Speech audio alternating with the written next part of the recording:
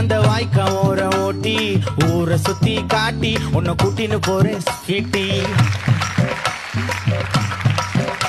நான் ரொம்ப கோபக்காரி, நீ சுத்துற ஒரு மாதிரி ஆடிக்காரி ஏறி நான் போக போறேன் சாரி.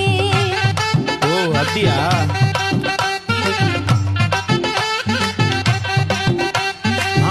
மாட்டேன் தாடி நீ வேணா எனக்கு போடி, இந்த மாமாவை தான் தேடி உன் தங்கச்சி வர ஓடி.